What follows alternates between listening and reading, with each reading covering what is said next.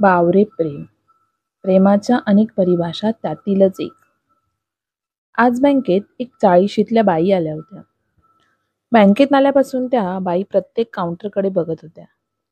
पण त्यांना नक्की कळत नव्हतं त्यांना कुठे जायचं आहे ते. कारण त्या त्यांच्या मुलीसोबत पहिल्यांदाच बँकेत आलेल्या. ऋषीने हे बराच वेळ नोटीस केलं आणि तो त्यांच्याजवळ येऊन विचारू लागला. ऋषी, हॅलो मॅम, मी काही हेल्प करू का? त्या बाई, हो, मला नवीन खातं उघडायचं आहे. पण माझ्याकडे आधार कार्ड आहे, पॅन कार्ड नाही. मग? ऋषी, तुमचं नाव काय आहे मॅम? त्या बाई, माझं नाव रजनी आणि ही माझी मुलगी ऋचा. ऋषी, ओके मॅम, तुम्ही बसा इथे, मी तुमचा फॉर्म भरून देतो. तुम्ही मला फक्त तुमची माहिती सांगा.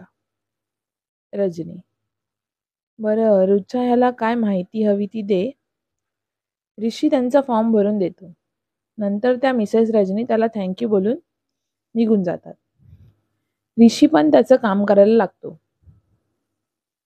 3 दिवसानंतर पुन्हा ऋचा बँकेत येते. तिची नजर अख्ख्या बँकेवर भिरभिरत असते.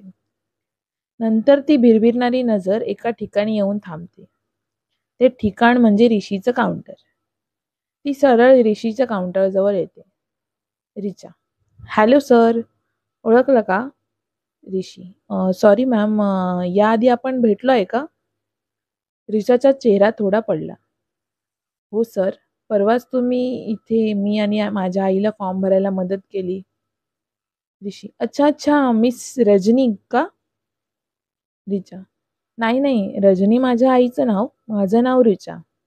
ऋषी, सॉरी सॉरी, खूप कस्टमर येतात तर कोणाकोणाचे नाव लक्षात ठेवायचे ना. काय काम होतं का? काय मदत करू शकतो मी? ऋचा त्याच्या बोलण्यामध्ये गुंग झाली. त्यामुळे तो काय बोलतोय हे तिच्या लक्षात येत नव्हतं. ऋषी, हॅलो मिस ऋचा, सांगताय ना काय मदत हवी ते? ऋचा भानावर येत, हां, ते मला एज्युकेशन लोन घ्यायचं आहे, मिळेल का? ऋषी, हो, का नाही? पण ते मी नाही बघत, मी तुम्हाला त्या सरांशी ओळख करून देतो. ऋषी तिला एका सरांजवळ घेऊन जातो. मिस ऋचा, हे साईराज सर, हे तुमचं काम करून देतील. ऋषी, सर, यांना लोन काढायचं आहे, जरा बघा. ऋचा सरांजवळ थांबते. साईराज तिला माहिती सांगत असतो, पण तिचं लक्ष अजूनही ऋषीकडे असतं. ऋचाला तिथे सोडून ऋषी आपल्या काउंटर जवळ जातो आणि आपल्या कामाला लागतो. थोड्या वेळाने पुन्हा ऋचा ऋषीजवळ येते, पण त्याच्या काउंटरवर गर्दी असते. त्याच्यामुळे त्याच्याशी बोलायची वाट बघत असते. तो कामात खूप बिझी असल्याने ती काही न बोलता निघून जाते. ऋचा गेल्यानंतर साईराज सर ऋषीजवळ येतात आणि ऋषीची मजा घ्यायला लागतात. साईराज, काय रे ऋषी, मगाशी आलेली पोरगी कोण आहे तुझी? ऋषी, कोणी नाही, ते मी फॉर्म भरून दिला होता लास्ट टाइम, म्हणून त्या माझ्या जवळच आलेली. बँकेत एवढे कस्टमर येतात, आता सगळ्यांबरोबरच माझं काहीतरी असेलच का सर? साईराज सर, नक्की का? ऋषी, हो सर, नक्की, पण सर तुम्ही असं का विचारलं मला? साईराज, काही नाही रे, मला असं वाटलं. साईराज सराच्या लक्षात आलं होतं, कारण जेव्हा तिला माहिती सांगत होते कोणते कोणते डॉक्युमेंट्स लागतील, तेव्हा ऋचाचं लक्ष हे ऋषीजवळ होतं. हे त्यांना समजलं होतं, पण त्यांना ऋषीबद्दल कॉन्फिडन्स होता. ऋषी खूप सभ्य आणि प्रेमळ मुलगा होता. तो त्याच्या हिमतीच्या बळावर इथपर्यंत आला होता. घरात तो त्याचा आई वडील, भाऊ बहीण एवढेच. त्याने खूप मेहनत करून बँकेमध्ये जॉब मिळवला होता. पुन्हा 2 दिवसांनी ऋचा बँकेत आली. तिच्या हातात काही डॉक्युमेंट होते. आज पुन्हा ती ऋषीच्या काउंटरजवळ आली, पण तिथे 2 कस्टमर होते आणि आज ऋषी सोबत साईराज सर होते. त्यामुळे ऋचा काही न बोलता तिथे उभी राहिली. ऋषीचं लक्ष नव्हतं. साईराज सरांनी ऋचाला पाहिलं आणि त्यांनी ऋषीच्या कानात सांगितलं, साईराज, बघ तुझी मैत्रीण आली.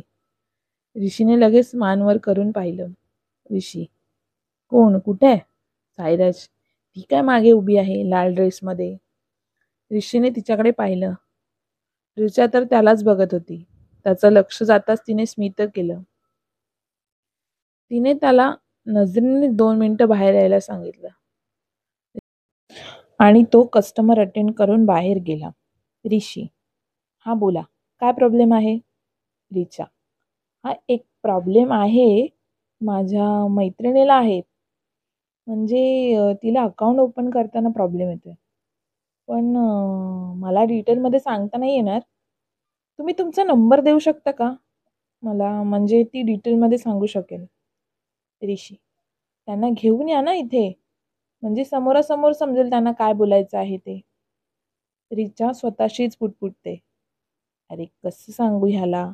इथे मला काय बोलायचं ते नाही समजत आहे. तिला काय बोलायचं ते कसं समजेल? ऋषी, काय म्हणालात? रिचा, नाही नाही काही नाही. बरं मी येते तिला घेऊन उद्या. रिचा तोंड पाहून निघून जाते. ऋषी तिच्याकडे पाहत असतो. तेवढ्या तिथे साईराज सर येतात. साईराज, काय म्हणत होती रे? ऋषी, नंबर मागत होती. तिच्या मैत्रिणीला काही नवीन अकाउंटबद्दल विचारायचं होतं म्हणून. साईराज सर, अरे वेड्या, तुला समजलं नाही का? तिला नंबर हवा होता. मैत्रीण वगैरे एक बहाणा आहे. काहीही काय सर, असं नसेल.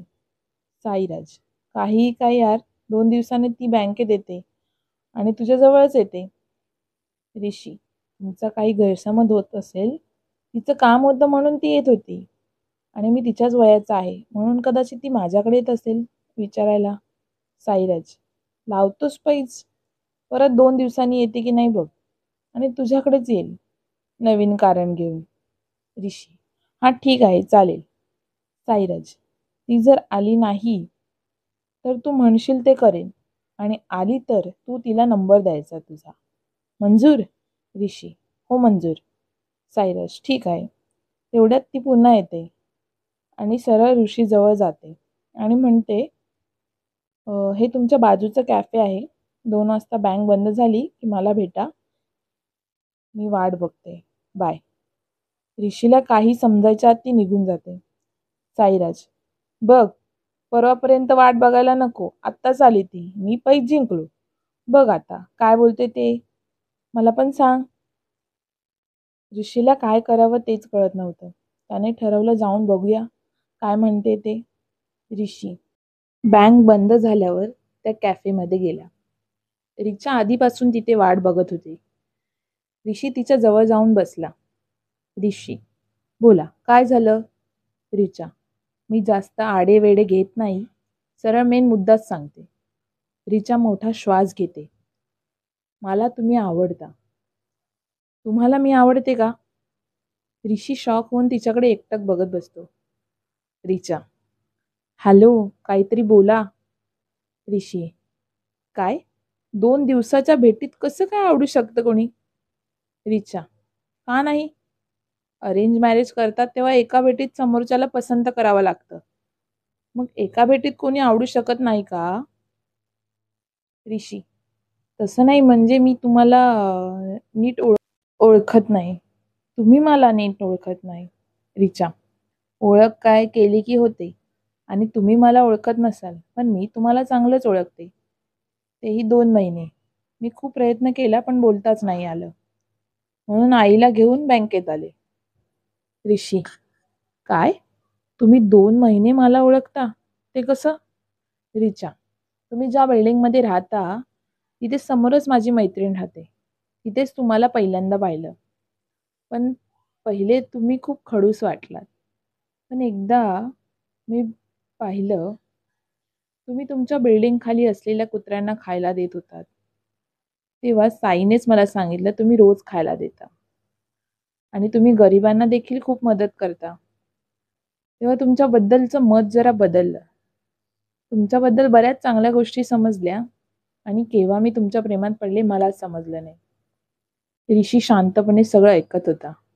रिचा, आता तुमचं म्हणणं काय आहे ते सांगा. माझी जबरदस्ती नाही आहे. म्हणजे तुम्हाला दुसरं कोण आवडत असेल किंवा तुमची दुसरी कोणी प्रियसी असेल तर सांगा. मी समजावेन स्वतःला. ऋषी, हे बघा मिस रिचा, तुम्ही जे सांगितलं ते सगळं ओके आहे. माझी कोणी प्रियसी नाही किंवा मला कोणी आवडत नाही. पण मला वाटतं घाई आहे.